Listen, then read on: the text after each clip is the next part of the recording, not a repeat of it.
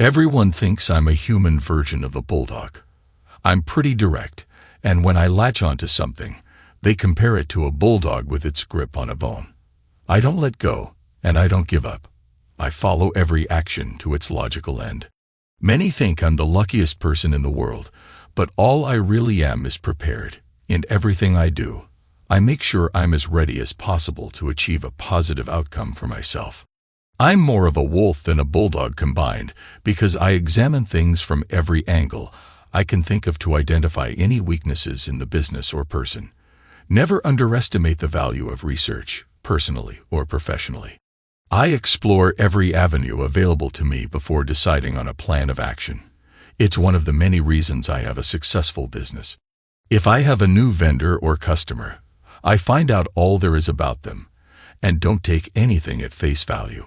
They may look good on paper, but if I dig deeper, I might discover issues like a recent messy divorce affecting their company, or maybe they declared bankruptcy years ago. Some might be involved in personal matters that aren't particularly discreet or associate with questionable characters who could negatively impact their business, and in turn mine. I'm a bit like a venture capitalist, though some might call it a legal form of a moneylender if they wanted to be unkind. I've accumulated some money over my life and managed to grow it substantially by investing wisely with people I have a high degree of confidence in. I'm not infallible. Some investments don't work out, but my success ratio is about 80%, so I can absorb a loss and move on. Often, it's a learning experience that gives me better insight into future deals. Widely diversified, I have a stake in many things. I had a friend who was an excellent trainer with degrees in physical therapy and sports medicine. She was very good at what she did, but had no business sense. When she approached me about starting her own business, I researched it with my usual thoroughness and guided her through the process. She learned a great deal in a short time about how her industry worked, and in the end, we agreed it was a viable opportunity. I started with 60% ownership, but wasn't actively involved except for business matters. There was a standard buyout clause in every contract allowing the minority owner to buy me out over a 5 to 10-year term. There's also a clause that if the business starts failing, I step in to analyze the data and decide whether to take over management or shut it down. I've had to do that 3 times, and I took it as a personal challenge each time. I had invested in an advertising agency early on, which became very successful. They were approached by some major players wanting to buy them out and have them work for their organization. Bob and Jen called me for help, and we reviewed the offer. It was attractive, but I showed them that as their reputation grew, they could become bigger than the company trying to buy them out in 15 years. They declined the offer, and over the years, it has been very profitable for me. I still own 20% through the structured buyout program we agreed to, and in 4 years, they'll be completely independent. My usual practice is to involve those I've worked with before to help make my newer investments successful. Bob crafted a campaign for Jody's rehabilitation clinic, and within 2 years, she franchised and now has offices in every southern state and parts of the Midwest. I own a small stake in each one because she insisted it made her feel more secure. The person who started me on this path was an old-time wheeler dealer who liked to fly under the radar. Over his lifetime, he probably paid about 20% of the taxes he owed and managed to avoid consequences. I wasn't quite that bold. My deals were straightforward and transparent. With the advent of computers, it became harder to evade the tax authorities, which is why Great Uncle Harry avoided technology. There had been a scandal at an accounting firm in my town where no one was overseeing them, and they had exploited the situation to the tune of $12 million. They were caught, the owners went to jail, and the money was never recovered. It piqued my interest, so I bought the business at a bargain price. The old owners were desperate to pay their lawyers, so they didn't profit from the sale. I kept 3 junior accountants who weren't involved and built the business slowly. Their core business involved ensuring that the companies I invested in adhered to ethical practices and providing expert advice when needed, usually from me. I had renamed the company, and my team managed to regain about 25% of their previous customers, leading to a noticeable increase in revenue. I offered the 3 original accountants a buyout deal at 6% a year for 10 years, which they eagerly accepted. By then, I was 32 and content with most aspects of my life. But I felt lonely. I dated frequently, but hadn't yet found the one. Harry's wife had become fed up with his numerous affairs, and significantly impacted him during their divorce. She knew more about his business than he realized, and once she was done, the IRS came knocking. The only thing that kept him from jail was my assistance. It was close, but he had to pay an estimated $214,000 in penalties and taxes. I loaned him the money to cover this, which put me under scrutiny, but my transparent practices paid off. Harry repaid me at a pre-agreed rate from his salary as one of my warehouse managers, plus additional amounts informally. By the end of his probation, he would be free of debt. This experience made me value transparency and openness. If I ever found a woman I loved enough to marry, a prenuptial agreement would be a given, with stringent penalties for infidelity from either spouse. I discussed this with my lawyer, who provided the framework for the details to be worked out when the time came. Being an only child of parents with minimal family ties, I was quite alone in the world, which made me long for a large family. I wanted at least 3 children, and would consider it a bonus if one came with a mother. I was young, not unattractive, and had enough money to make dating attractive. I had 2 serious relationships, but one ended when she couldn't accept the prenup. Despite our feelings, she turned bitter, and we drifted apart. 6 months later, she married a businessman from old money, but ended up in divorce court within 6 months, attempting to extract as much as she could. She partially succeeded but couldn't access the family money locked in a trust. The businessman almost lost his company until I stepped in. 3 years later, he's worth more than before, engaged to a lovely woman with a child from a previous marriage. And they were house shopping. I set up their real estate arrangements through one of my interests. At the same time, his ex-wife had married and divorced twice more, getting little from each marriage. I encountered her at lunch one day, and she blamed me for her problems. I just smiled and responded, "I'm not the cause of all your problems, just the big ones. The rest is on you." I had become frustrated with finding love, so I took a step back. Then, unexpectedly, I ran into someone at the advertising agency. I was a tall guy, and she was quite petite. Later, I learned she was 5 feet tall and weighed 90 pounds. After helping her up and admiring her, I introduced myself. She initially had a sharp retort, but then noticed my friendly demeanor and relaxed. We chatted, and she mentioned my good physical shape, which I attributed to the regimen I followed, thanks to Jody, who mapped out my meals and exercise routine.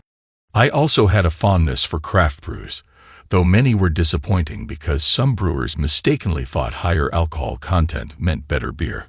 I financed the startup of my favorite brewer after sampling his homemade creations. He was initially hesitant, but was guided through the process with my support. His finances were managed by accountants, and a viral campaign, along with local and state magazine ads, helped boost his brand. Despite high demand and restrictive regulations, his product stood out. I was part of his focus group, and he valued my opinion. I grinned at her slightly. I wouldn't classify myself as stone. She absently rubbed her bottom, making the term seem more literal. "As interesting as it is to meet you, I have to go back to work," I said. We parted ways, and I wondered what she did there. Jen told me she was a new associate, fresh from college with a master's degree and a lot of enthusiasm. I saw her a few more times when I had to visit the office. When we exchanged names, it was hard not to laugh. My name was Roy McCoy, and hers was Jimmy Cho. No relation, she assured me. We had coffee twice, and then went on a few lunches before having a proper date. At the fancy restaurant I took her to, we got a few curious looks. I was over 6 feet tall and solidly built, thanks to working out, while she was a petite Oriental beauty, over a foot shorter. Jimmy was half Korean and half Japanese, inheriting the best traits of both, in my opinion. She shared that there had been historical tensions between Koreans and Japanese due to past atrocities, which led her parents to move to North America. She had been raised mostly in Canada and had moved there only 4 years ago. Her Canadian accent was still evident when she spoke, which I found endearing. I told her about my background, born and raised locally, a year of community college before dropping out, and then using an inheritance from a great-grandmother I never knew to start my business. She seemed impressed. "Wow, you must be really smart," she said. I grinned. "Not really. I just got good advice from a successful man. He said you didn't have to be the smartest person in the room, just smart enough to recognize who was and use their intelligence. Most geniuses aren't very business savvy, which is where I come in." I reflected on my failures, mentioning how I considered each one a learning experience. Jimmy laughed at some of my stories about these failures, and I found her reaction quite charming. "You really thought that was a good idea?" she asked. "Not then, but at the time it seemed sensible." After the meal, I took her to a performance by a local amateur theater group. They were putting on the Rocky Horror Picture Show, and the audience's interactions made things lively.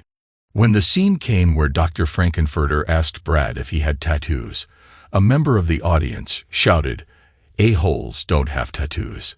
The actor playing Dr. Frankenfurter grinned and replied, "Mine does." Jimmy lost it, laughing so hard she gave herself hiccups. At the meet and greet after the show, I talked to everyone while Jimmy mingled with the actors. One of the actresses, Celeste, still in her costume, engaged in conversation with Jimmy. Celeste joked about enjoying showing off her figure and shared that she and her husband, Jack, were adventurous and not averse to discreet partners. I noticed Jack looking at me with interest, and Celeste had a similar gleam in her eye. I left shortly after, and as I reached the door, Celeste's bra flew past me. I didn't turn around. I took Jimmy home, and she asked me to wait in the hall for a moment. When she called me in, she was standing on a step stool in a robe. As soon as I closed the door, she dropped the robe, revealing the white bra and hat slip. "Touch me. I want to be close." She motioned me closer.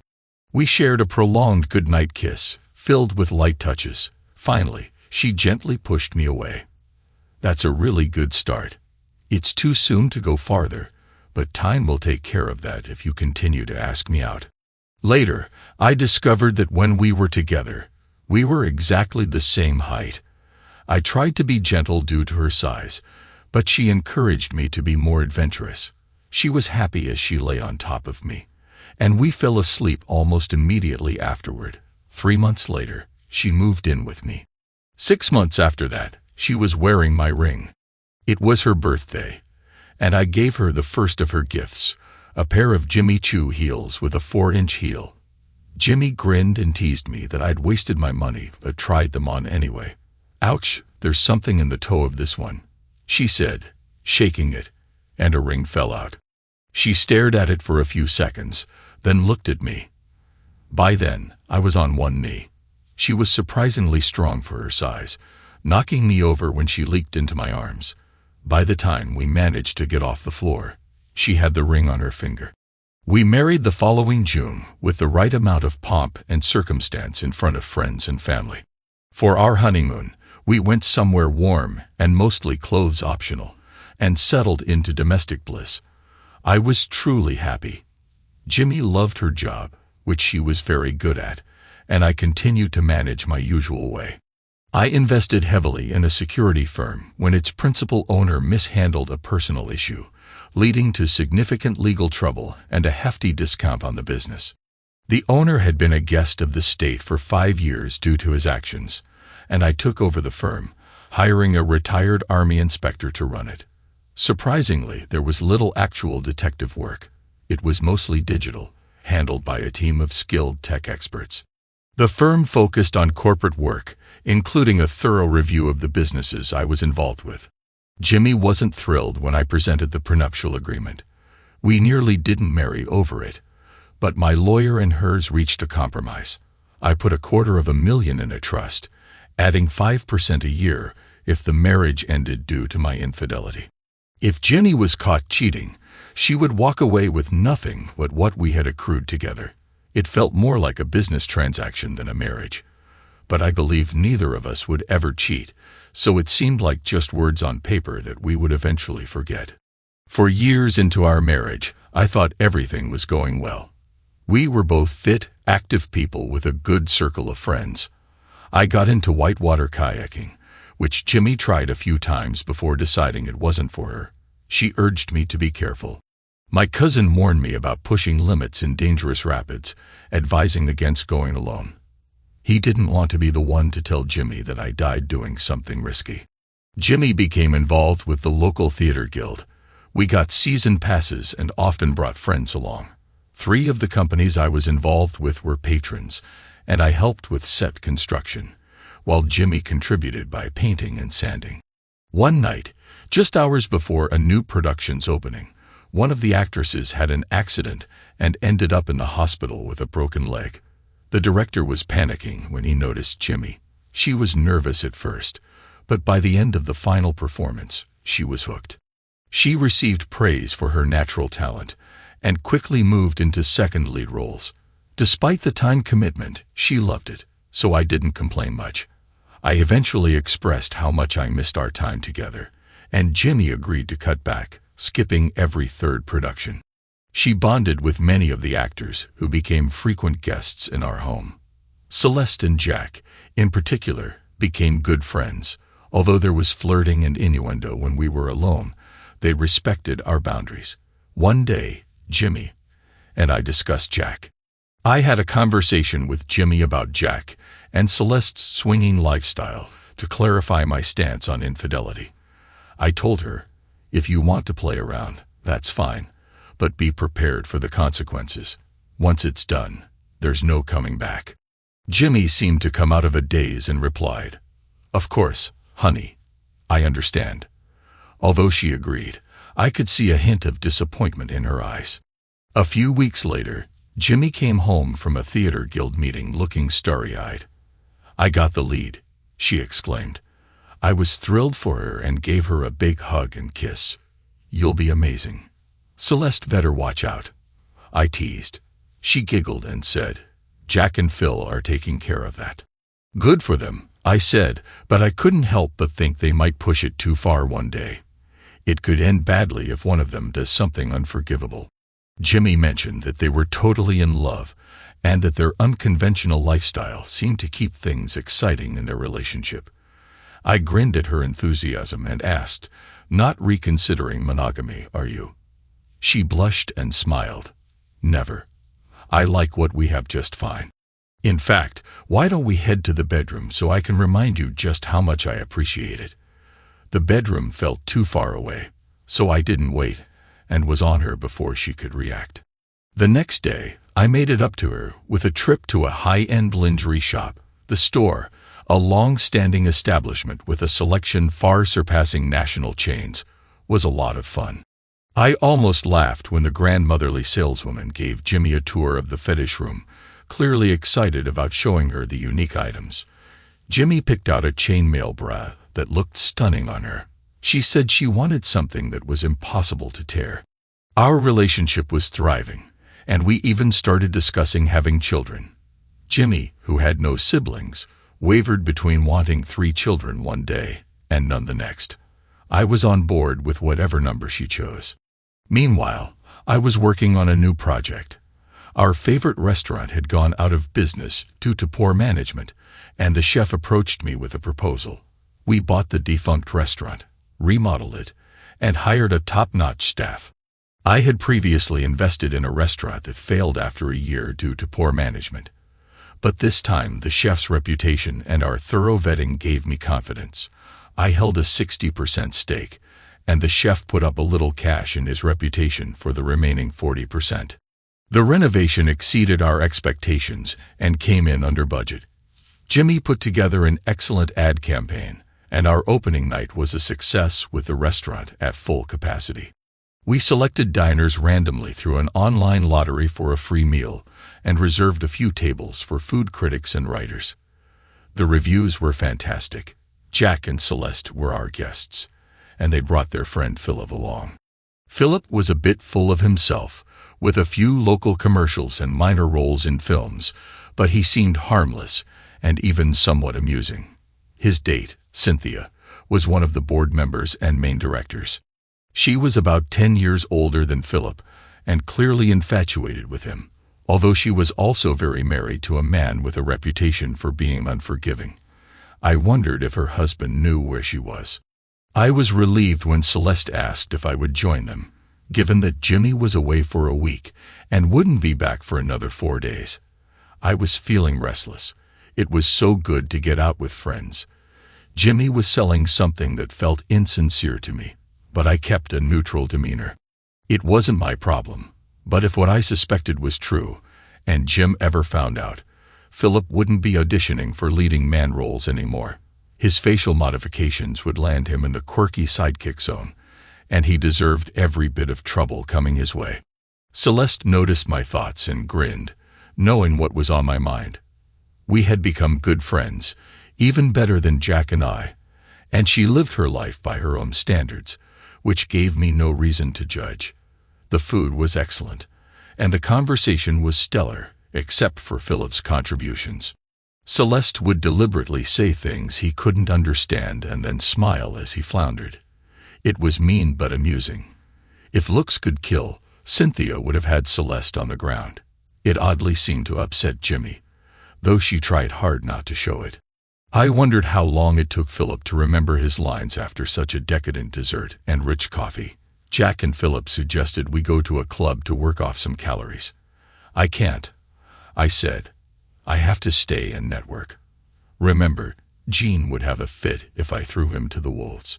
He can cook, but he's not great with networking. We're working on it. Celeste said, I have to stay too. I need to interview the chef, get patron reactions, and photograph some dishes and diners. I wanted to do it tonight, but I wanted to enjoy the meal from a customer's viewpoint. Do you mind if we go ahead? You guys can catch up with us later. Celeste frowned at Jack, while Philip grinned. Jimmy chimed in, would you mind? This way, I can get all the fast ones out of the way. When you get there, we can just grind on each other until we can't take it anymore. We watched them leave, and Celeste turned to me, placing a hand on my arm. It'll be fine, Roy. Nothing will happen. I grinned and asked, who are you trying to reassure, honey? Me or you? She sighed and said, Jack's been pushing the envelope lately.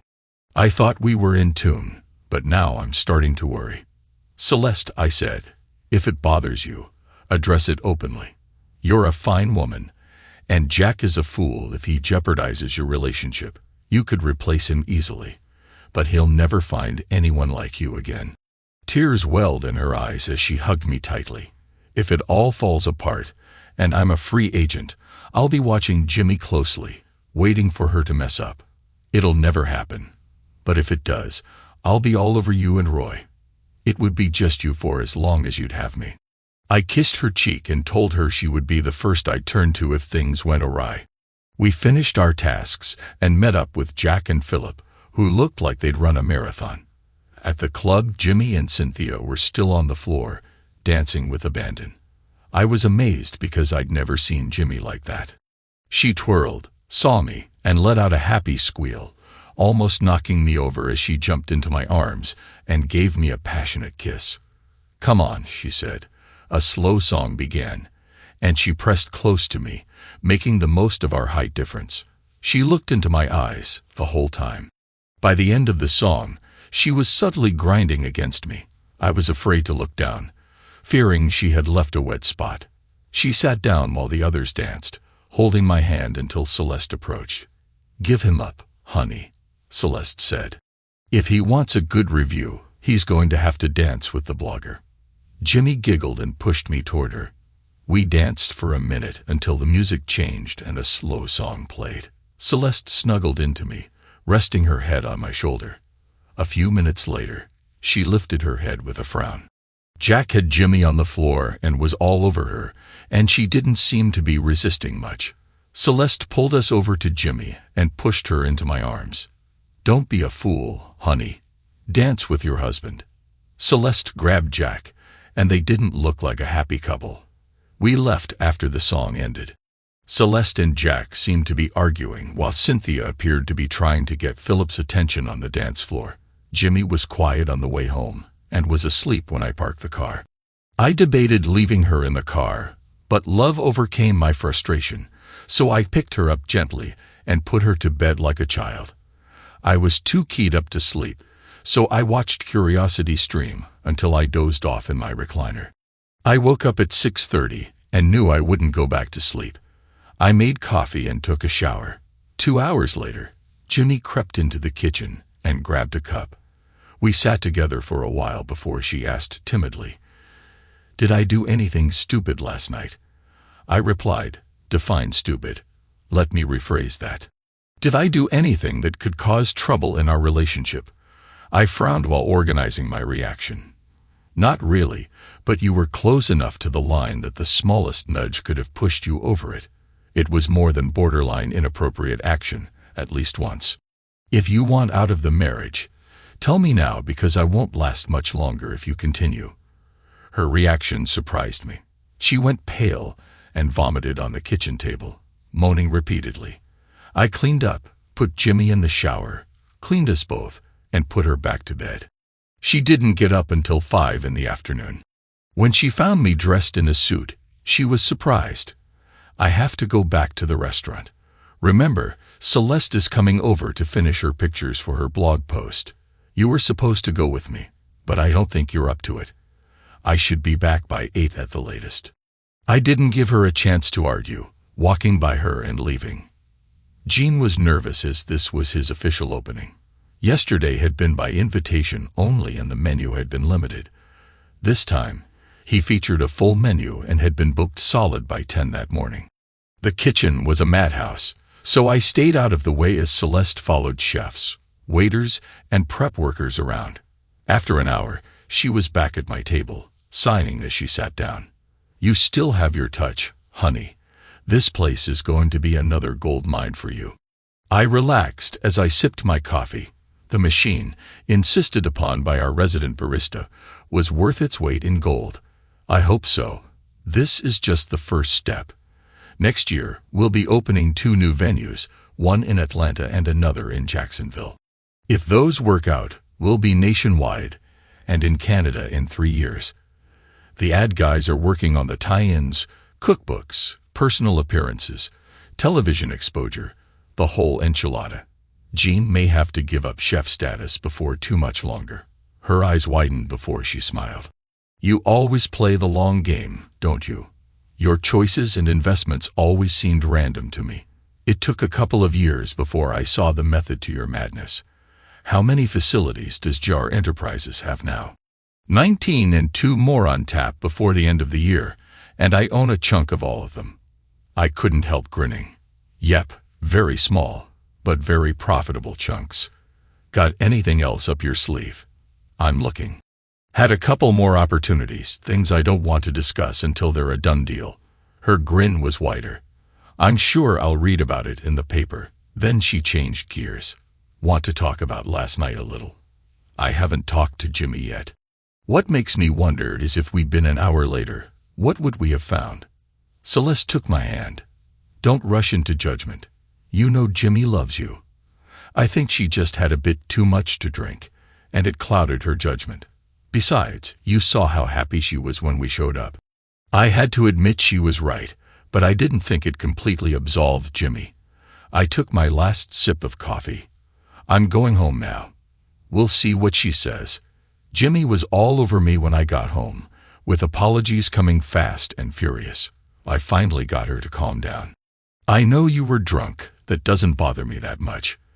What does bother me is that you got drunk in the company of 2 men who were not reliable. Philip was all over a married woman, and Jack is someone who would see you being drunk as an opportunity. I want your word that there will be no repeat of this situation. Do you understand? She swore on the lives of our unborn children that it would never happen again. We went to bed, and when she reached out to me, I gently turned her down. "You're still not 100%, honey. I don't want to make up for something that you're really not into. We'll play tomorrow." She sighed and snuggled into me. "Promise. Promise." We did spend time together the next night, and Jimmy put every ounce of love she had into it. For the next few months, when we went out, she limited her alcohol intake quite a bit. The only time she would get the slightest bit tipsy was when it was just us, and she knew I'd take care of her. Jimmy was a dynamo under normal circumstances, but after a bit of alcohol, she took it to a whole new level. I suspect that had quite a bit to do with her actions that night, and she agreed, promising it would never happen again. There's a lot of effort that goes into staging a live play, endless rehearsals, costume fittings if the production is a period or fantasy piece, mild rewrites to adjust to the play's potential, sound checks, lighting adjustments, blocking of positions on stage that the audience cannot see, staging props, and prepping backdrops. In a short period, the guild stayed busy until showtime. I was extremely busy with a few projects, so I had no time to volunteer. They all made me promise on pain of death to be at the opening, so I rearranged my schedule. Jimmy grinned like mad when I showed her the t-shirt I had made to wear to the premiere. It had a picture of her looking stunning, and the logo read, "I'm married to a thespian." I walked into the auditorium to be greeted by a very nervous-looking Celeste. She wasn't involved in the play. Her blog had taken off, and she was spending a lot of time on it. Sponsorship had picked up, especially from the food industry, and she had started doing remotes from organic farms, large meat processing plants, small dairies, and then following the food from farm and plant to the consumers, including grocery stores, farmers markets, and restaurants. My team helped her out, and she was now in the planning stages of a show we were going to pitch to Food Network and PBS. One of my new projects was a video studio Celeste had introduced me to. I toured the facility, meeting with the management team. They were transparent about their needs. "We're doing really well and need to expand. Unfortunately, we've reached our credit limit, and the banks don't want to fund the expansion. We can make great videos and short films, but we have only minimal business experience. Celeste thinks we could be very beneficial to each other." I did my due diligence and liked what I saw. The two owners were pouring every dime of their personal money into a short animated film that showed a great deal of promise. Sadly, they were turning away business because they didn't have the capabilities. In the end, I bought a 60% stake in their business, paying off existing loans and getting them the funding they needed to expand. I explained the buyout clause I always offered, and they surprised me by asking me to wait 2 years before we discussed it again. That would give us time to look for someone to handle the business side. In the meantime, they thought I would do quite well. The business was fascinating. If Celeste got her show, I was going to be the executive producer, even if I wasn't entirely sure what that entailed. I grinned as I kissed her cheek. She was under a lot of stress trying to launch her show, and she and Jack weren't getting along well. "It's like he doesn't even miss me," she said. "We haven't spent much time together, let alone with anyone else. It's like he could care less if I'm around." Alarm bells went off. Jack was known for his wandering eye. If he wasn't getting attention at home, he might seek it elsewhere.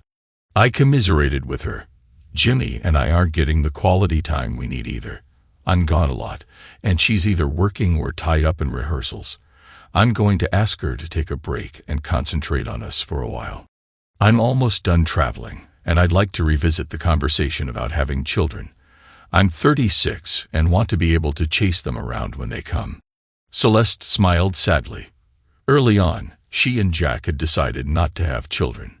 Jack had undergone a vasectomy and wanted Celeste to have her tubes tied, but she resisted. "Great news," I said, hoping to cheer her up.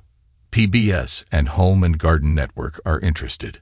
Plus, the Food Network called and wants a meeting with us. Looks like you're going to be a star." She smiled but wasn't as happy as I expected. I didn't get to explain that Home and Garden wanted a separate show focusing on farms and the food industry, while PBS leaned more towards restaurants. She might end up doing 2 shows with some crossover material. Look, Roy, I need to prepare you. The show is about adultery, and originally included a bedroom scene about the cheaters' first time in bed together. I fought to have it cut and thought I was successful until Cynthia told me she put it back in just now. Please remember it's just a play, and everyone is pretending. The way she said it made me realize this wouldn't be a pleasant experience. I was more than correct.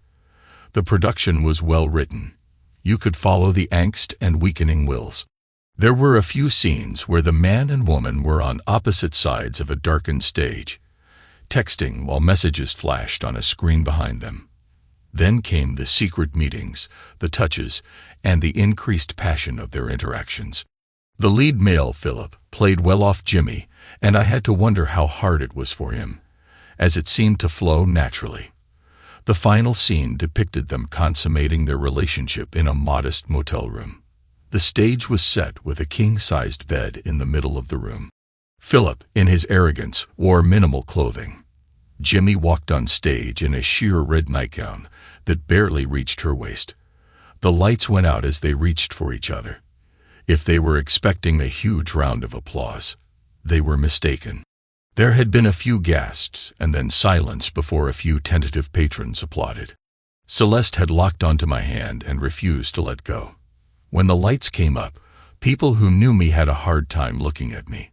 Jimmy didn't even put on a robe as they took their bows, and her attire left little to the imagination. I was beyond furious. I looked at Celeste. You can let me go now.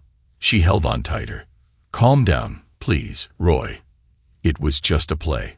It doesn't mean anything. Did you see the same things I did? Let me go, Celeste.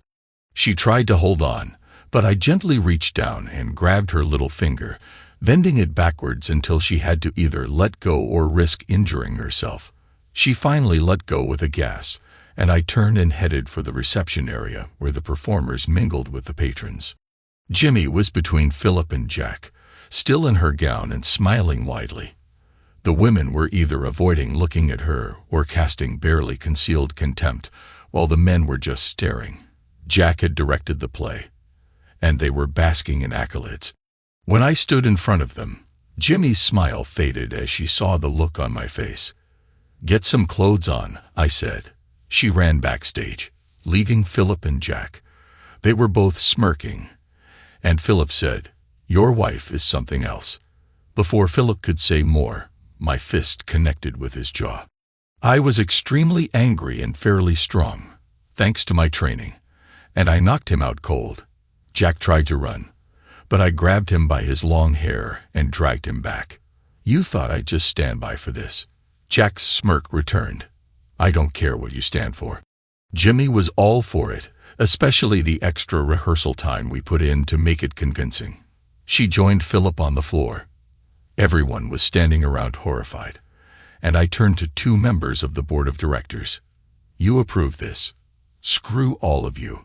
You'll get a letter Monday notifying you that I'm withdrawing my patronage and that of any companies I'm involved with. That shocked them. Between my personal patronage and my companies, it amounted to about 40% of their budget. They would have to scramble to secure new patrons or risk the season being jeopardized. They tried to do damage control, claiming the rehearsal didn't include the bedroom scene.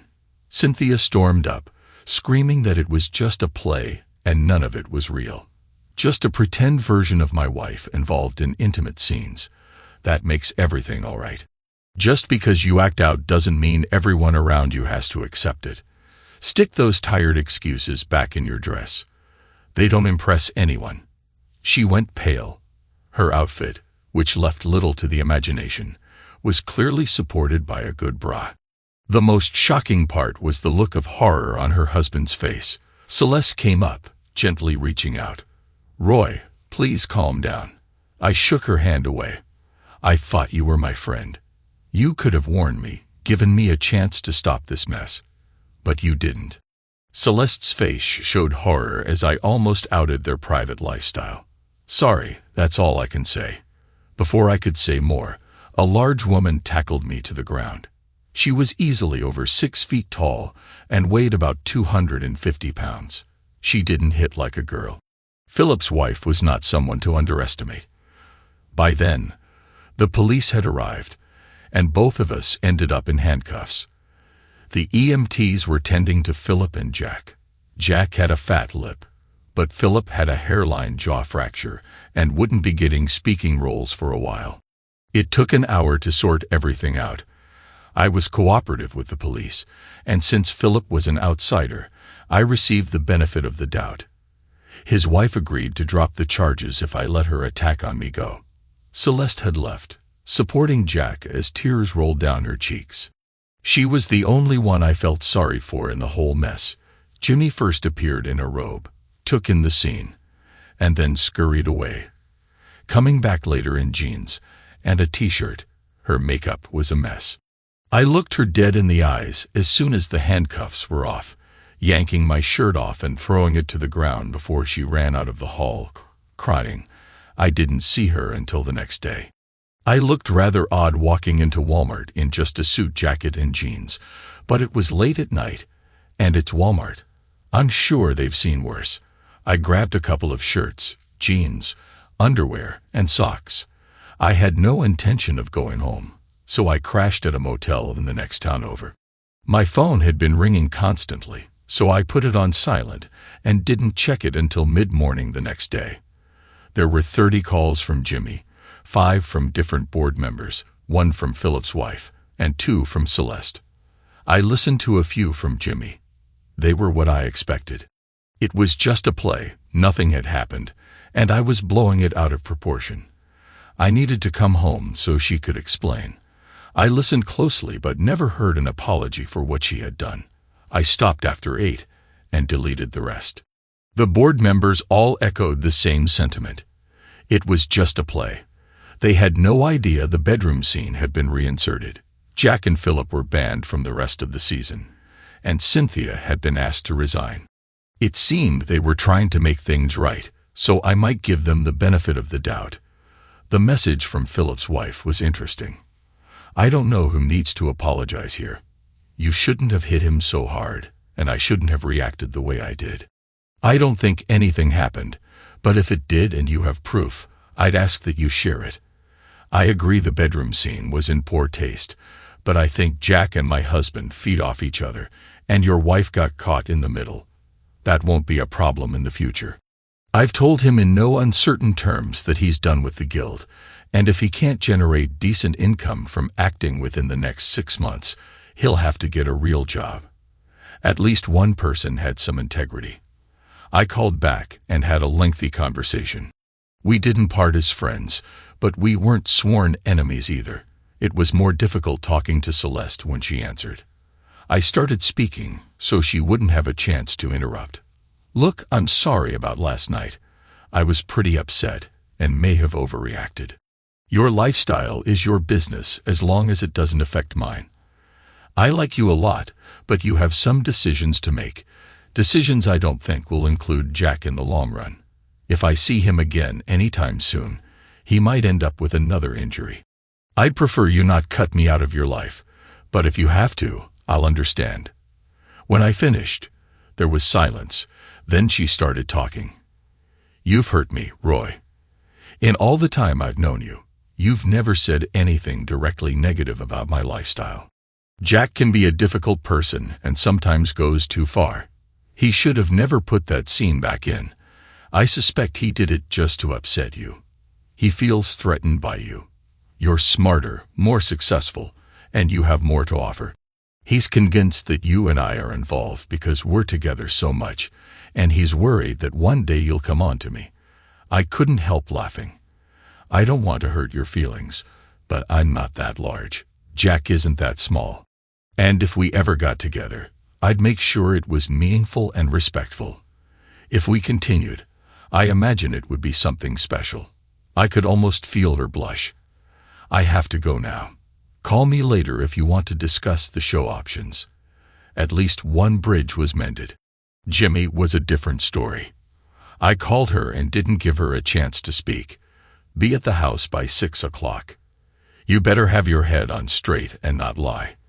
If I find out you are unfaithful, that's it. I'll show no mercy." When I arrived, I was relieved to see she wasn't drinking. We both needed a clear head to get through this. "Honey, I'd like to speak first and ask some questions if you don't mind." Knowing how organized she was, I suspected she had a plan for how to present things. I threw out the script and asked, "Who picked the play you were presenting?" "Jack did." "When you read it, especially the bedroom scene at the end, did you feel it was appropriate for a small-town audience?" She was a bit flustered. Jack said it would be good for the town to challenge them and broaden their horizons. "And you agreed?" "Not at first, but Jack and Philip convinced me it was the right thing." "Can I say something?" "Yes. It was incredibly stupid and inexcusable. The Guild has received a lot of negative feedback since that night. 17 season ticket holders have demanded refunds, and 2 corporate sponsors have canceled their support. This could be the end of local theater. I was having a hard time feeling much empathy for them. Please, Roy, you don't have to forgive Jack or Philip or even me, but you love that theater. Think carefully before you destroy it. They might never recover." She was right. But at the time, I didn't care. "Did you get involved with them?" "No, not at all." "Did you think about it? Did your rehearsals ever get a bit out of hand? Look me in the eye and tell me nothing inappropriate happened. Most of all, explain why you thought it would be acceptable to perform in minimal attire and then do the curtain call without dressing." There was a lot of sobbing. Instead of comforting her, I waited until she composed herself. Jack didn't tell me until just before the curtain went up that the scene was back in. Jack and Philip gave me the costume and assured me that the lights would be dimmed before I went on stage. But Jack just pushed me onto the stage, leaving me with no choice but to perform. I understand that the show must go on, but when Jack told you the bedroom scene was back in, why didn't you refuse to do it? When Jack pressured you, you could have stepped back. I think you were excited and chose to go along with it, even though you knew it would embarrass and upset me. If you had put on a robe for the curtain call, I might have overlooked it, but you didn't. You walked out there in minimal attire, making it clear to everyone in town what you looked like. I was exhausted and decided we were done talking. Jimmy's reaction was intense. She screamed and threw herself at me, pleading and crying. I held her until she passed out, feeling her snuggle deeper into my arms. Did I still love her? Yes. Did I think I could get over what she did? Maybe. The next morning, she woke up to the smell of coffee. She came to the table wearing one of my old t-shirts, her black hair a tousled mess. To me, she had never looked prettier. She talked for half the morning, revealing many things. She admitted to being scared of having children and jealous of Celeste. Jack had exploited that jealousy, telling her it was fine if I slept with his wife, and that he'd be happy to reciprocate. Philip had also encouraged her by praising her attractiveness and suggesting she deserved better. She swore nothing had happened between them, but admitted there had been inappropriate behavior. I was shocked when she confessed that since we fell in love, she'd often worried that I would realize I was married to someone with whom I was unhappy and who might not meet my standards. It was a long road back. We attended counseling together, and Jimmy went to therapy on her own. In the end, I could understand how it could have happened given her mindset and falling into the hands of manipulative individuals, but I still thought her love for me and common sense should have prevailed. The theater guild nearly collapsed. There were no more performances that season. The last 3 plays were canceled. Cynthia got divorced in a very ugly situation, and Philip was named in a lawsuit for alienation of affection. He didn't have much of a defense, and Cynthia's ex-husband pressured him to testify, which led to a messy revelation of Philip's and Cynthia's activities. Philip's wife, deeply embarrassed and fed up with his infidelity, also divorced him.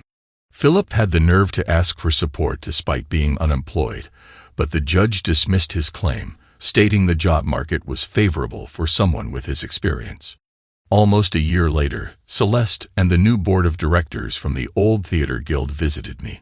If Celeste hadn't personally asked, I would have refused. I wasn't one to hold grudges, but there were many promises made about oversight of both material and personnel. They nearly begged me to accept a seat on the board. Celeste's appeal convinced me, so I agreed and helped prepare for a new season, one focused on children's plays. I even participated in one, playing a role in a juvenile version of Into the Woods, which the local critic praised. During this period, Celeste became the artistic director, carefully choosing and directing productions, which made her happy. She tried for a few months to reconcile with Jack, but eventually divorced him. He did not take it well, and had to be threatened with a restraining order. Celeste and I were together frequently due to business, and Jimmy and I did our best to support her. I insisted Jimmy spend more time with me, and she often accompanied me on business trips, especially when they involved Celeste. Celeste signed on with the Food Network for a 13-episode series visiting restaurants in the Southeast.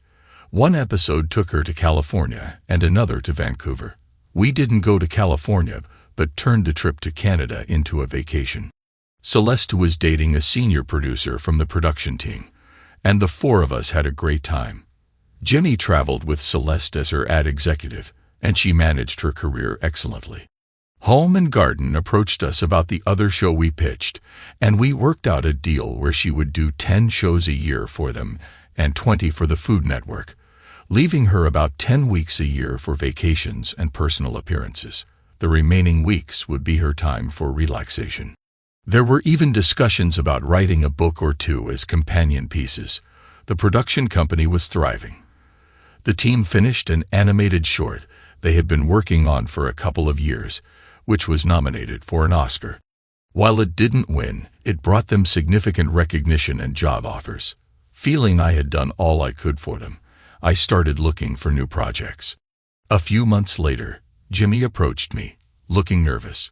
"Can I ask you something?" she began. "No, you may not," I replied, which startled her. "Well, it was a stupid question, so I thought I'd give a silly answer," she said. "What's on your mind? Please hear me out before you say anything." "I'd like to act in amateur productions again, but not in our town. Jensenville is starting a theater guild, and I'd like to be part of it." Jensenville was a small town about 15 miles away with fewer than 5,000 residents. I considered it for a moment and said, "I'm not too keen on that idea." "Please, honey, they only plan on staging 3 plays this year. They're desperate for anyone with experience. You could join too. You don't seem too busy right now. It could be fun for both of us." "Do they know about the last production you were in?" I asked. She blushed slightly and answered, "No, and I'd rather it not come up in conversation." "Please, Roy, I miss it. I miss the peace of mind I used to have." I didn't say it out loud. I replied, "Let me meet them, and we'll go from there." She expressed her gratitude several times that night. The next morning, we did a meet and greet with the group. They seemed nervous and inexperienced. Their leader was a local high school English teacher and drama coach who had majored in drama, but had taken on the role out of necessity. He had some experience with off-Broadway productions and a summer tour with a road company performing Oklahoma. He said, "It's kind of a pipe dream for me. I used to live in a larger town and was deeply involved with the theater guild there. My old friends encouraged me to start this, and they even offered us some of their old sets. My students are eager, and a few of us have a drama background, but the rest are just locals who don't know what they're getting into. Some will quit when they see how much time it requires. Others will leave because it's not what they expected. The rest of us will just carry on." I appreciated his honesty, and that they seemed to be generally moral people, avoiding anything risk. When I asked if they had ever done a production involving sensitive topics, Bob, the teacher, looked disgusted and said they hadn't. He assured me that they wouldn't include any controversial material, which was important for a small-town audience. Jimmy immersed herself in the group, dragging me along when I wasn't busy. They were all nervous about their first production, with Jimmy listed as assistant director. The audience was small for the first show, and they seemed disappointed. I promised them things would improve. Their next production was the juvenile version of Into the Woods. Jimmy praised my performance as a cow, and I was drafted into the role. The lead, a 16-year-old girl, stole the show with her exceptional talent. The place was packed because one of the corporate sponsors, McCoy and Investing Incorporated, bought all the tickets and distributed them to the community.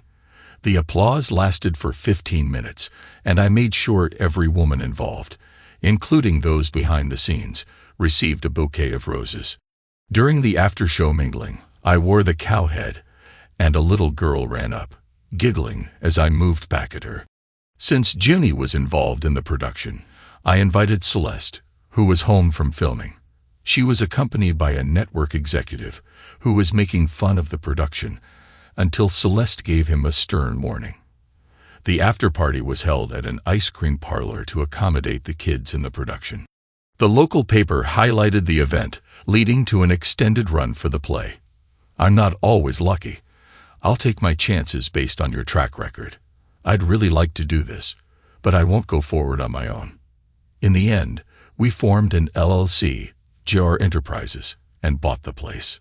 Getting the bar remodeled and off the ground was more labor-intensive than we thought, and for a while, we were there once or twice a week. It was too far away to commute, so we always spent the night. I asked Jimmy if she would be jealous because I spent so much time with Jody. She was getting dressed for work and was still in her underwear. I said, "Before you start playing the field, you better think about the grand slam you have at home." By then, she was taking her clothes off and ended up being late for work. Weeks later, as we were almost done, the grand reopening would be held in 2 weeks. We kept a small part of the club open so our patrons wouldn't forget us. Most of the regulars showed up every Thursday for an update tour. I got lucky when we found out Desiree was an interior designer in real life and hired her as a consultant. I mentioned this to Jody, and she just chuckled, saying, "You're the type of guy who could fall into a barrel of challenges and come up with solutions in both hands and one in your mouth." That was an analogy I would never have thought of. Jimmy and I were having a hard time getting quality time together. If I wasn't tied up, she was with the theater group. The new season was coming up, and she was deeply involved in helping them decide which plays to do. Jimmy wanted to do Rocky Horror, but it got shot down pretty quickly because of the conservative nature of the community. Celeste had a limited presence in the old group because she was off filming her next set of shows for Home and Garden. They were on a tight schedule, trying to get all 10 shows in within 5 weeks. The club finally opened to a packed crowd. They were turning people away pretty early, giving those who couldn't get in a gold pass that ensured they would be the first in line the next time they came. The pass came with a complimentary first drink. We had hired Tina, the Latina trans woman I had met the first night, to be the manager. It turned out she had a degree in hospitality management, but had a hard time finding a position in her field. I insisted on a security team. 5 men and 3 women, all trained in their fields. 2 worked the club, 2 patrolled the parking lot, and 1 monitored everything on cameras in their office. All were wired and could converge in moments in case of an incident. Tina thought it was a bit of overkill until I pointed out how vulnerable people with alternate lifestyles could be. When 2 of the bouncers turned away 2 carloads of men intent on making an example of someone, she never said another word. The club was also on good terms with local law enforcement. 2 of the security team were retired policemen, and there was always a pot of coffee and snacks in the office, usually homemade by one of the customers. As time passed and the incident rate of calls all but disappeared, everyone relaxed. Jody and I made it a point to visit every month to address any concerns and look after our investments. The last time we visited, they were having a drag queen contest. Amy told me they were fielding a softball team in the mixed leagues. She laughed, saying, "Gays, lesbians, and trans, we've got all the bases covered." They went on to win the championship that year, and the trophy resides in a display case near the front door with a team picture over it. Owners from other towns often visited and came away with new ideas, sometimes even leaving a few. I stopped at my accountant's for a yearly review. I was worth roughly $4 million, but it was mostly invested in different ventures. They estimated my worth would double in 4 years and triple in 10. I thought about it for a few days and decided to take some time off. My thinking was that now would be an excellent time to start a family. Jimmy surprised me in a couple of ways. She was not as happy as I thought she would be that I would be home full-time for a while, and didn't seem too keen on starting a family. She was 34, and I was 38, and I could see our window closing. My world started unraveling a month later when I attended a performance and saw a familiar face in the crowd. It looked a lot like Jack, but the guy disappeared before I could get close.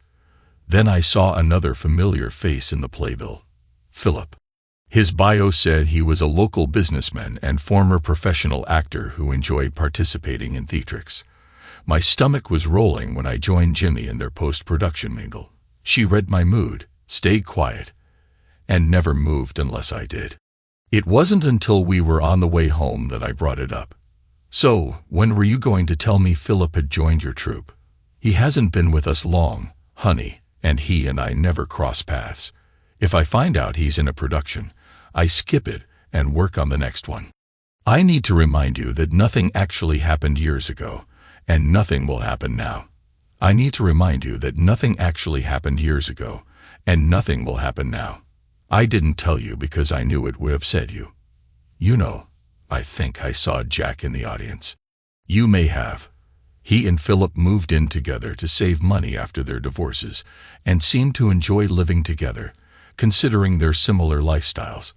I had only spoken to him once and told him to keep his distance, assuring him that we'd get along fine. Please don't worry. I'm a big girl and can handle myself. I make sure I'm never alone with either one of them. Too many bad memories," she said convincingly. Even though we had some of the best intimacy we'd had in a while, I couldn't get them off my mind. She started spending more time at work. I asked Bob and Jen, and they both said the firm was right in the middle of pitching a client with nationwide implications, so everyone was doing all they could to be successful. I noticed she never left her phone lying around, and seemed to guard it like it was gold. Adding this to the inordinate amount of time she was spending getting ready for the new play gave me an uneasy feeling. I stopped by the investigative agency and talked to the major, his rank from the Army, and since many employees were veterans, the title stuck. "Are you sure you want to go down this road? Everything you've told me seems to have a reasonable explanation. If it's just paranoia on your part, and she finds out, she's not going to be a very happy wife." After some soul-searching, I decided to proceed. "Major, look into it, if you have time." "All right. The easiest way would be to hack her phone. If you can get it to me, we'll probably subcontract most of this because she knows me and a lot of the staff from your parties. Remember, she interviewed most of us when they did that murder mystery. Do you have a time frame? A week or 2 should do it." "You don't know how much I hope you tell me I told you so," he said with a sigh. "I'll start tomorrow. When can I get access to her phone?" I had to think about it. The only time it wasn't on her person was when she was charging it. "Can you send someone around after midnight?" "Tomorrow night is fine. He can do it from his van. It'll be a lot quicker that way." Feeling like a jerk, I made sure we had a pretty spirited session that night. She snuggled up to me afterward and fell asleep instantly. I waited an hour until she turned over, slipped out of bed, eased her phone off the charger, and went out the patio door. It kind of freaked me out when I saw him sitting there in the shadows. He didn't even go back to the van, hooking the phone up to his laptop and working on the patio table. Almost immediately, he said softly, "She's got an anti-hack encryption installed, pretty sophisticated stuff. Can you get me her laptop?" I found myself creeping back into the house to retrieve it. He took it to the van, hooked up a couple of cables, and worked furiously before sitting back and sighing. "Got it." I caught it, and reprogrammed it so it will never show up. I need your phone. I caught it and reprogrammed it so it will never show up. I need your phone. I handed it to him, and he did a few things before returning it to me. You've got a tracker app and a remote viewing program. What does that mean exactly? It means you need another phone. Someone has cloned yours, and everything you text, everything you say, every business transaction you make over your phone is reported to someone else. Damn, this could be really bad. I run most of my businesses over the phone. Don't touch yours, and keep anything confidential to a minimum. Use it just enough to not get caught. I'll have you one up and running at the office tomorrow afternoon. It will be as bulletproof as I can make it. By then, I should be able to tell who's getting your information. What do I do now? He shrugged. Put everything back like you got it, and go back to bed. Try to get some sleep if you can. Don't vary your routine. If she wants to cuddle, cuddle. If she wants to play, play. If she ignores you, don't get antagonistic. Just roll with it. Remember, we don't know what we're dealing with here. She might be into something shady but still be faithful to you. We need to find the players and figure out what the game is. If it can't be done tomorrow, it will be by the next day. Don't call us. We'll call you. You're still part owner, and it won't be unusual for us to say we need you to come down to look at some spreadsheets and brainstorm about branching out. Surprisingly, I slept like a baby. I didn't succeed in business by hesitating. If I found a problem in something I was investing in, I faced it head-on. I was deeply saddened to think that the most important investment in my life was about to be proven worthless. They called 2 days later. Jimmy heard me answer the phone and asked what I was talking about. The major wants me to come by and talk about branching out. She smirked. Let me guess, he's found a new way of peeking in windows to get the goods. I grinned and watched her squirm at my reply. Nobody does that much anymore unless the client wants live pictures. Pretty much everything now is done by computer and social media. Most agencies worth their salt have 1 or 2 tech experts who can overcome security codes and get past firewalls with ease. The major doesn't need help in that area. He wants me to consider letting him add a personal security division, bodyguards, escorts, extra club security when high-profile guests are present, that sort of thing. It could be very profitable. They've got their pitch together and want to present it. Knowing Jason, there will probably be a PowerPoint presentation. Want to come with me? She wrinkled her nose. No, it sounds boring as hell. Besides, I have a guild meeting and might be late. I surprised her with my response. Aren't you always lately? I won't wait up. I was out the door before she could say more. The major met me at the door, not smiling. Jason had his headphones on, and when he looked up and saw me, he handed me a piece of paper. The first thing I heard was Jimmy saying, "No fun and games tonight, boys. Roy is a little ticked about the time I'm spending here. I can only justify so much." A male voice, later identified as Jack, started whining. Damn it, I was looking for a little fun tonight. I still remembered Philip's voice as he spoke calmly. Calm down, Jack. We can wait. We're almost in. When we get there, we all disappear to the Cayman for a very enjoyable life. Ginny giggled. At least you two can console each other. I'm also feeling frisky and intend to keep Roy calm and relaxed. Besides, he's a pretty good partner, and I need to make the most of it. Jack wanted to whine, but Jimmy cut him off. Get over yourself, Jack. Go home and be with Philip. Philip laughed. He was so worked up knowing we were going to see you today. He did that before the play. Come on, honey, give Jimmy a kiss, and when we get home, I'll make sure to satisfy you. Jimmy giggled. You lucky boy. He used it on me the other night, and it was almost more than I could handle. You might be walking funny tomorrow. Jason switched off the headphones. I cloned her phone and have total access. Every time she speaks live or on the phone, it's recorded. She talks a lot.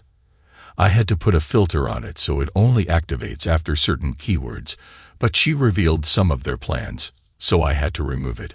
Now we have to listen to every word. My ears are sore. I'll let the Major take over. The Major didn't sugarcoat it. She's involved with both those men and at least one more guy and 2 women.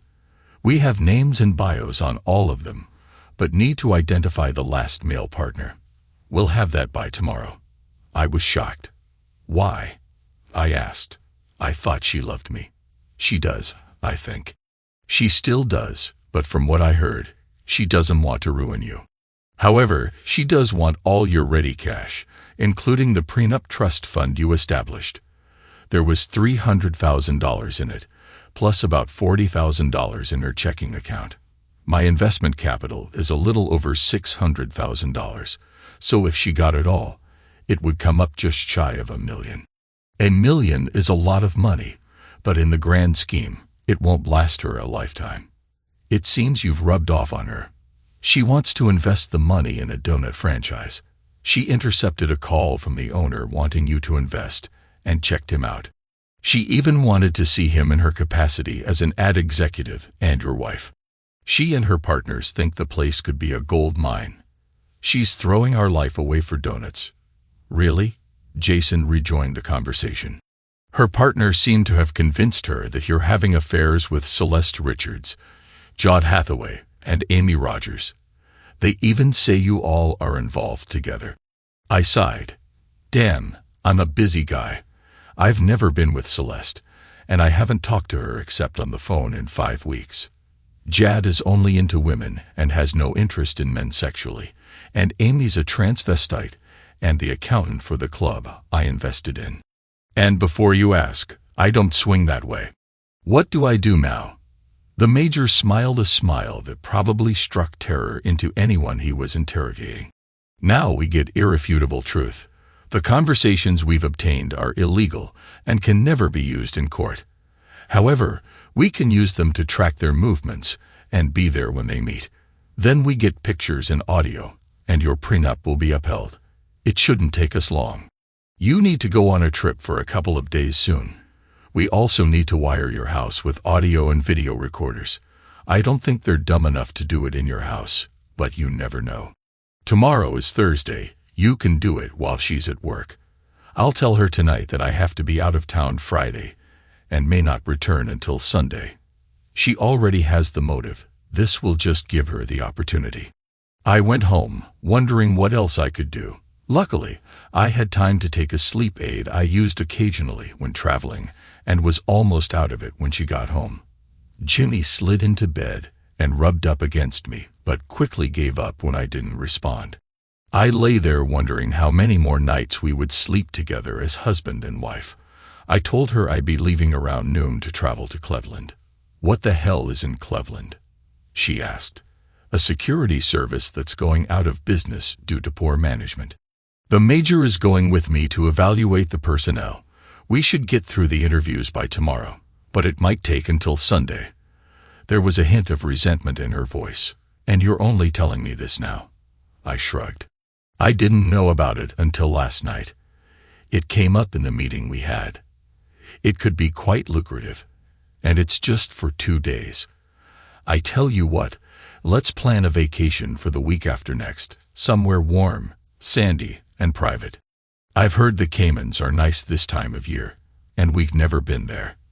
I have a feeling we're drifting apart lately, and I want you to know how much I love you.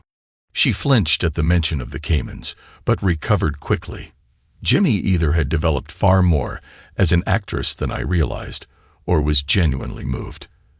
There were tears in her eyes when she kissed me. I'd love that, honey. Let's plan to go there and unwind. Maybe we can get the same bungalow and just forget about the world for a few days. Looking her in the eyes, knowing it was unlikely to happen, and lying about it was one of the hardest things I'd ever had to do. After she left, I packed for Cleveland. The Major and Jim met me at the airport. He had already planned on going, pending my agreement, so I was really going to Cleveland. We arrived and got the business part done early, putting 3 men and a woman on contract for a year. They didn't even have to move if they liked Cleveland. We could email them details, and they would show up at the appointed time and place.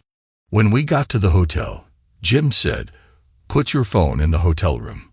You're not staying, but your phone will make it look like you are. One of the new operatives will come by around 7 o'clock. Take it with him while he dines at a nice restaurant courtesy of us, and then he'll walk around downtown for an hour before returning it to your room. If she calls, it will automatically forward to your new phone, and she'll never know." I shuddered, glad he was on my side. We ended up at a very nice resort in the country. When we went down to dine, I was surprised to find Celeste, Jad, Bob, Jan from the ad agency, Rick from the production company, and Chef G. Pretty much everyone I was in business with was at the table. I looked at the major. "We're all tied to you through business, but more importantly, through friendship. This is a show of solidarity. Roy, you invest in more than businesses. Your strength lies in investing in people. We're all with you, whatever you decide to do." I was overcome. Until I went into business, I had been a pretty private person without many friends. Looking around the table, I realized that even if our ties were primarily business, they were there as friends. Celeste had one hand locked onto mine, and Jod had the other. After a few minutes, Jod cleared her throat. "What do you need us to do?" "Well, I'd appreciate some shoulders to cry on later. As for the rest, Jim has it covered." They all looked at him. "They're planning a big after-play party tomorrow," Jim said. "According to the chatter, they don't know it, but there will be a slightly larger number in the audience than normal. We'll mingle with the patrons at the post-production event. Anything they say there can be used because it's a public place and there's no right to privacy. We already know where they're going and have that covered. We can't legally put anything in the suite they'll be using, but there are many listening devices out there that can record through walls. Plus, if a curtain malfunctions and doesn't close all the way, and someone happens to be in a position to see through it, then it's perfectly legal to look and film through the window. The whole group will be filmed continuously from the start of the play until the end of their evening. There's no doubt we'll have enough for you to divorce for cause and uphold the prenup." He sighed. "There's going to be collateral damage. The other man and both women are married, not to any of the players. Tell us, Roy, how bad do you want it to be? Do you want her to go away quietly, or do you want to expose her and her friends completely? Either way works for me. Oh, and I've booked an appointment with what I consider the best divorce lawyer in the state, Monday morning at 10 o'clock. She emailed me a list of things you'll need to bring, most importantly, the prenup." I had to think about it. Most of my friends didn't know about the prenup because they never had cause to see it, but when I'm wronged, I can turn into a vengeful force. One of my first investments folded because my partner misused the money and bankrupted the business. I recovered and tracked him for a while, making sure every time he was about to get something good, something would set him back further. I did it for 4 years before I felt I had my pound of flesh. As I was still thinking, Jod piped up, "Don't waffle, Roy. Be as decisive as you always have been. Put an end to it and get on with your life," Jim advised. "That's right, you don't have to be nice, just get yourself free." His statement broke the tension, and everyone grinned. The drinking began, and I went to bed while they were singing loudly. Some even got the words right. The next morning, I was a bit hungover when the phone rang. My new ringtone, 50 Ways to Leave Your Lover, made me grin.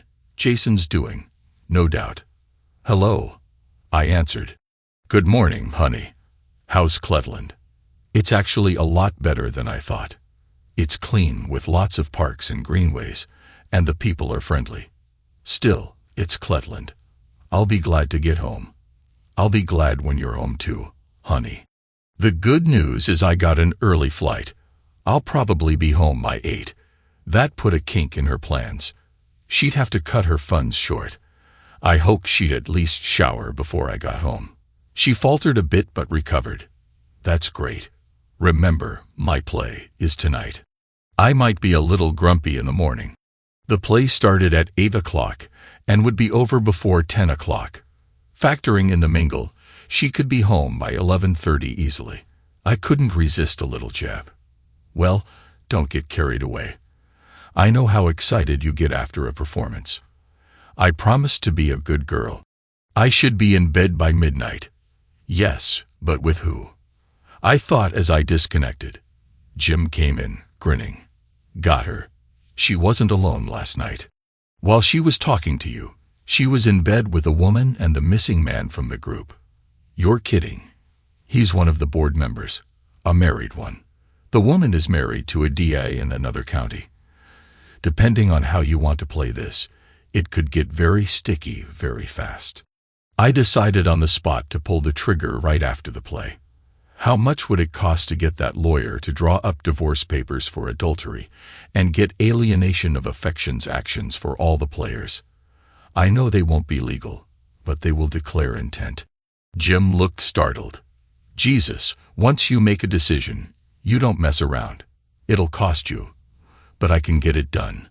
I'll move on it while I tell the group my plans. I called Celeste and Jod and met them for breakfast. Jod seemed a bit shocked, but Celeste just smiled. Poor Jimmy, all this time, and she still doesn't know who she was married to.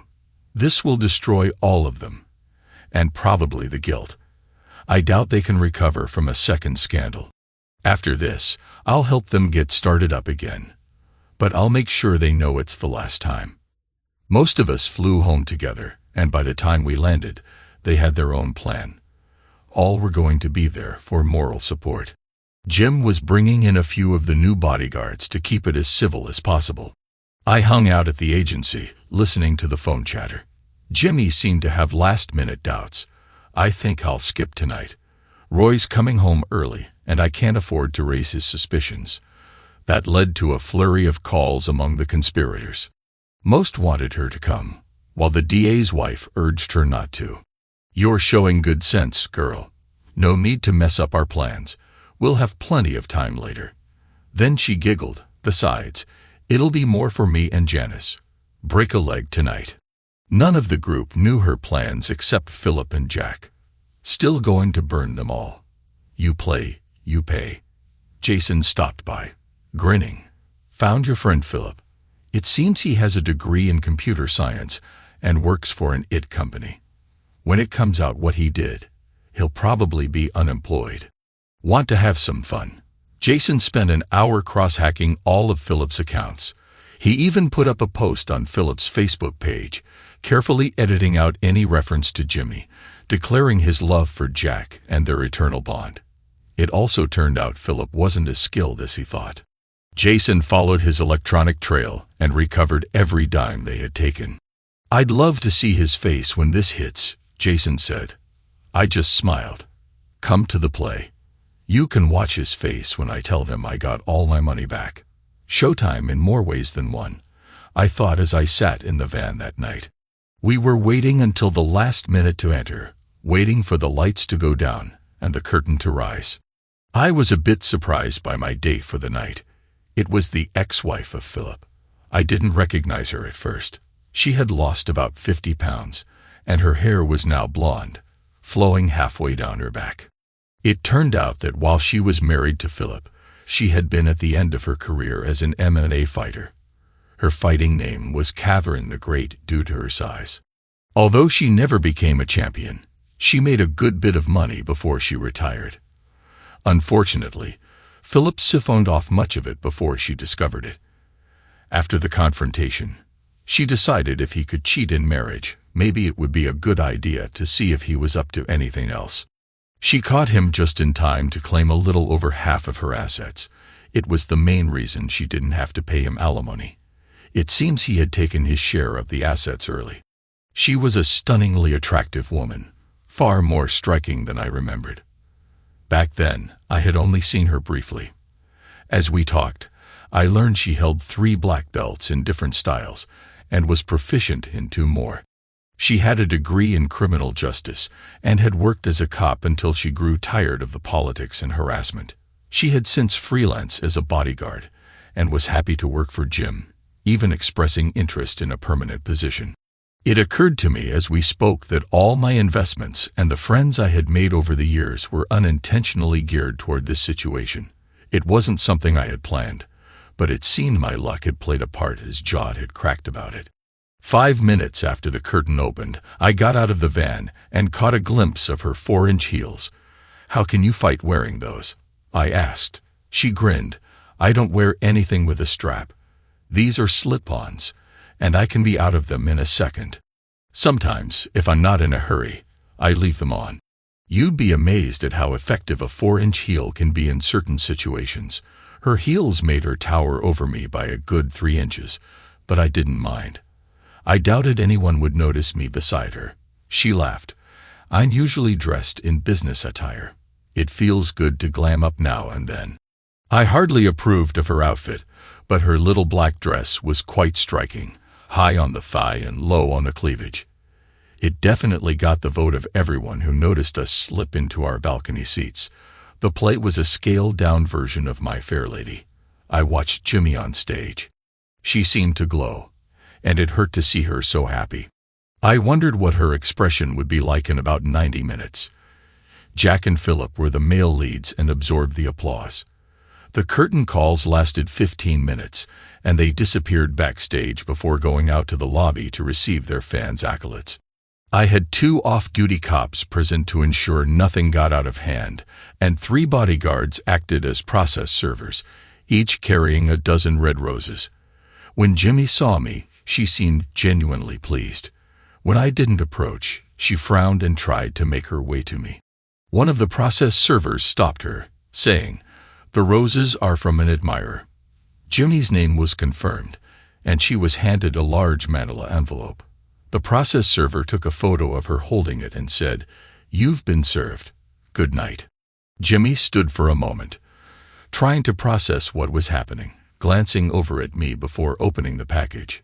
Inside were several pictures from the night before. The top photo showed her in a compromising position with the DA's wife, while Philip was involved in the scene as well. Jimmy didn't say anything. She looked at me for a second before her eyes rolled up, and she fainted. Some of the photos scattered, and friends trying to help her got an eyeful. Jack looked like he was about to faint when he saw his own photo, one of him with Janice in a compromising position.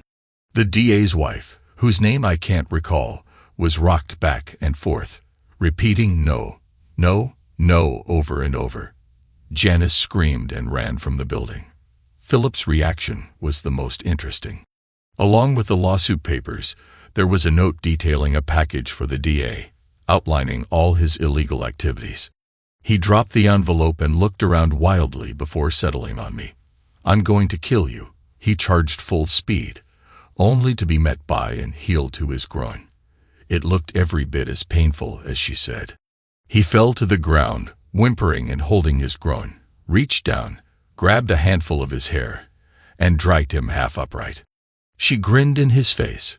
"Hi, honey. Missed me?" Then she gave him an elbow strike to the face. It was a bit overboard, but our lawyer argued it was just the adrenaline of the moment, and she thought he made a threatening move towards her client. The cops and EMTs arrived, and it was a déjà vu moment, though this was to be the last time. On the advice of my lawyer, I made myself unavailable for a few days, long enough for the real papers to be served. I never returned to the house I had bought for Jimmy. I no longer wanted it. In the end, I gave her $50,000, the exact amount I had added to the infidelity fund while we were married. I also gave her the house and covered the last 10 years of payments. I kept the car as it was a gift for her birthday the year before. All told, she netted about $175,000 in assets, a substantial amount, but it still didn't compare to what she had lost. I struggled to understand why she tried to rob the bank when she already had the combination to the safe. All she had to do was remain faithful. Of course, she tried to spin it, but I wasn't buying it. In one of our few conversations, I asked why she had swallowed every lie and never checked to see if any of it was true. She had the money to hire a private investigator, or, God forbid, talk to me. She had no definitive answer. A week before the divorce, she gave up and signed the papers. They did keep her on at the agency, but the warm working relationship was gone, and it was evident she would never rise higher than she was at the time. It was no surprise when she resigned and took a position out of town. My friends and business associates stayed close, especially Celeste and Jody. It was no surprise when she resigned and took a position out of town. My friends and business associates stayed close, especially Celeste and Jody. After 6 months, they decided I was going to be all right and left me to my own devices. I still woke up reaching across the bed for Jimmy. It takes a long time for years of love to fade away. The whole episode made me a little nervous, so I eased off on investing for a while, consolidating cash flow. It put me in a better position should something lucrative come along. I did make one more investment before I scaled back. The guy who had reached out about the donut franchise called to see if any progress was being made. He seemed devastated when I gave him an abridged version of what had happened. His response was to ship 8 different flavors of his donuts, 3 dozen of each, to my office. They were piled in front of the door when I arrived. I gathered as many people as I could for a taste test, and they all agreed they were the best they had ever tasted. Even Jody, health-conscious as she was, tried to sneak a dozen out as she left. My favorite was a molasses donut, which seemed to have instant artery hardening capabilities and contained at least 2 million calories, but I couldn't stop eating them. The guy was from Louisiana, so I flew down to look over his operation. He had one shop in a small town, and it took me 40 minutes to get in the door because of the customers. I got a donut and a surprisingly good cup of coffee, another Louisiana product, heavily blended with chicory. When things eased up, I introduced myself. The counter manager turned out to be his daughter, who called out, "Pops, the money man is here." The owner bustled from the back, soaked in sweat, wearing a collapsed paper hat. He was about 53, a Cajun from a small parish no one had heard of. His speech was hard to follow, but he beamed with enthusiasm and was impossible not to like.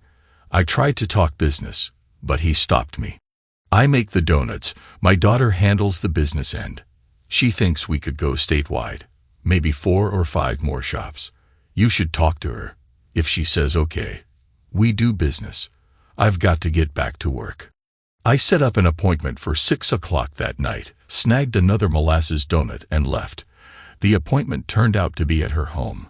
She fed me an authentic Cajun dinner, most of the dishes really good if exceptionally spicy. Her husband was there, home from a job on an oil rig. She had 3 children, ages 3 to 13, all girls. After the dishes were cleared, and we all had cups of the coffee I was getting addicted to, we hashed things out. The first thing I wanted to know was how he came up with the recipes and what made them taste so much better. Pops makes his own flavorings from vanilla on up. He makes most of it in 50-gallon food-grade drums, and they have to sit at least a year. If we go into business together, we'll have to find somewhere to produce in volume. That could be a problem with the startup. We have enough to run 3 stores for a year, besides ours right now. When I mentioned 3 stores for a test market, she nearly fainted. "You have no idea how original your donuts taste. My vision is to have one in every city in the state with a population of over 20,000. I thought we'd branch out to Texas, Alabama, and Georgia until we cover the South. I figure in 10 years, we could be nationwide, maybe even international in select markets." How does that sound? It sounds like too much. I don't know if my dad will go for that. We can talk to him and see. It took about a month to convince him to go with my proposal. Since I was shouldering the financial burden, I got the lion's share of the profits. He finally agreed when I told him I'd put a buyout clause in the contract, 5% a year until he owned it entirely. The startup deal was 70/30ths, and I exempted his original shop, so he retained sole ownership of that one. Then it was a struggle to get him to focus on making enough flavorings to support the stores. I had to bring in experts to explain how it worked, and that we needed to legally protect the recipes to thwart imitators. I included a clause in the contract that stated we might consider bottling and selling the flavors as a secondary business in the future. 8 months after we signed the contract, we opened a shop in New Orleans. When the locals discovered how good the donuts were, they tried to keep it a secret, but the ad agency made sure it got out. Soon, we were so swamped we had to add a second location just to make donuts. We then opened shops in Shreveport and Baton Rouge. Word had spread, especially when a Food Network show featured them. Celeste did a disclaimer at the start of the show, saying she was a personal friend, and although I owned the majority of the stock, I had little to do with the making of the donuts. Gaston was thrilled and couldn't believe his little enterprise was on TV. We had the flavor factory running 3 shifts, barely keeping up with demand. Gaston insisted that the flavors age for at least 6 months, and if they didn't pass his personal test, they had to remain in barrels. After we got established, I hired a well-respected CEO and made Gaston's daughter his second in command. He came out of retirement to train her and planned to return to retirement with a significantly larger retirement fund once he felt comfortable with her progress. I took some time off to relax. I kept up with my exercise regimen to avoid any issues. I took trips to remote places, enjoying nature, and even considered building a vacation home in one of those areas. I continued to check on everything I invested in, attended meetings, but everything was running smoothly, so I didn't worry too much. I was checking on the bar where Amy, Desiree, and Tina wanted a meeting. Amy laid it out for me. This place is a gold mine for you. We think it's time for you to branch out. Other towns could benefit from what we've achieved here. Our community is crying out for places like this, places where we can feel safe. We found a good spot. It's in a low-crime, progressive area, so we think it will be accepted with minimal protest. Would you consider it? Jody decided she didn't want to participate except as a limited investor. I wasn't really interested either, so I laid it out for them. I'll invest 30%. Jody is good for another 20%. The rest you'll have to raise on your own. We can't raise that kind of money. Yes, you can. I'll loan it to you. I'll keep the payments low, and the interest rate will be prime plus 1%. You can call on me if you need help, but this will be your business. After the tears and hugs subsided, I pulled the papers out of my case and gave them to Amy. Look them over, then get a lawyer to do a follow-up, sign them, and you're in business. The buyout clause was set at 5% a year until they owned it all. I started dating Celeste. The courtship lasted 4 months. I wasn't doing much of anything at the time but watching the money roll in. She was still filming her shows and doing a tour to support her book. I tagged along a few times and found that when Celeste worked, she worked hard, spending 5 hours signing books and posing for pictures, refusing to leave until the last book was closed and everyone was satisfied. She introduced me a couple of times as her partner. I knew she meant business partner, at least I think she did, but everyone assumed we were life partners. The little public displays of affection may have altered their perceptions. We were intimate often, exploring many things, mostly her ideas. We had a lot of discussions about our pasts. Hers was much more colorful than mine. We spent about an hour talking about her past experiences, which she shared openly. Over time, I started to enjoy our conversations more. Despite this, I knew that letting another person into our lives could complicate things. I believe in my heart it was because we gave up the intimacy and commitment of a dedicated couple. It ended up being more about physical connections. Sometimes those connections were enjoyable, but when we were done, we were done. Rarely did anyone want to linger or cuddle afterward. Jack was usually so drained, he was asleep within minutes. It sounds like fun in games, but it can be a lonely life. She took another deep breath. All that being said, the past is the past. My relationships after Jack were always monogamous. She snuggled closer. I won't promise you this. I will guarantee it. If we end up together permanently, it will be just that, together, permanently. No others until death do us part. And I mean it. I was still on the fence. I was pretty sure I'd always had feelings for Celeste, but her past intimidated me a little. Sometimes I wondered if she was thinking of past relationships when we were together. I never had that issue.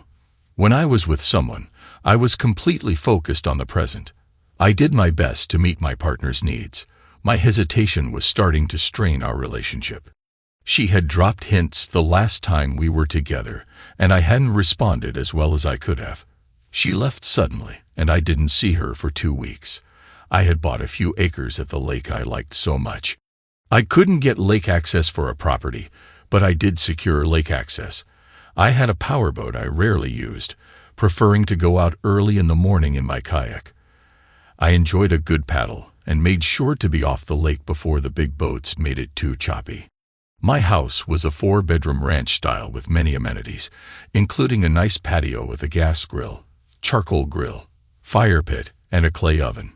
It was off the beaten path, but I had converted one of the bedrooms into an office, and with the internet, I could handle most of my business from home.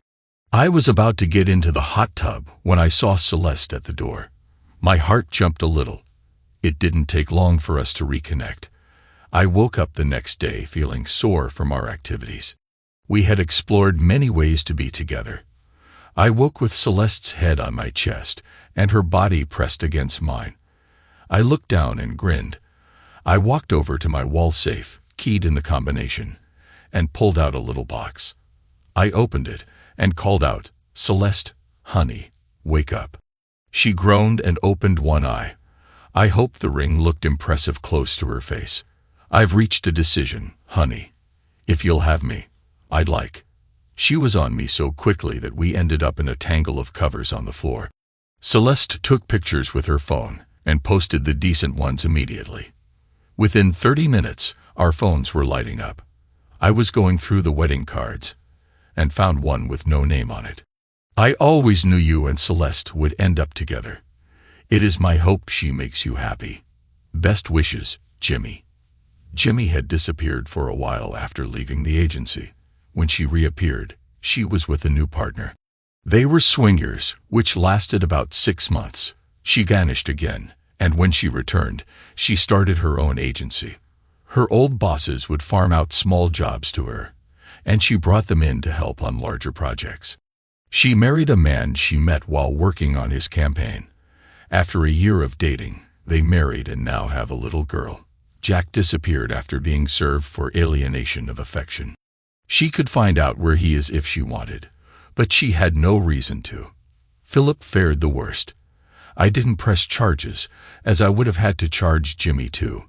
She was never the mastermind, just a capable but insecure woman. They managed to get about $20,000, and I got it all back. I sent a detailed account to his bosses, who fired him instantly and made the reason for his termination known.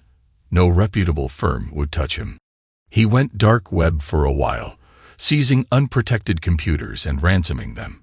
He eventually hacked a major business, and the owners used all their resources to find him. When they did, they turned him over to the authorities. He received 7 years and was a month from parole when he got into an altercation with another inmate. He ended up having to serve his full sentence plus an additional 18 months. I wondered occasionally how he was faring in prison with his slight form and pretty face. I bet he adapted to whatever role he was assigned. Celeste saw me with the card and asked who it was from. I tossed it into the trash. "An old business associate." "You're grinning. What's up?" "I'm 10 days late. I'll be getting one of those home kits tomorrow." "Well then, good for us." Thanks to everyone who took the time to listen to today's stories. If you enjoyed it, please consider liking and subscribing if you haven't already. Feel free to share your thoughts on the events in the comments below. Take care.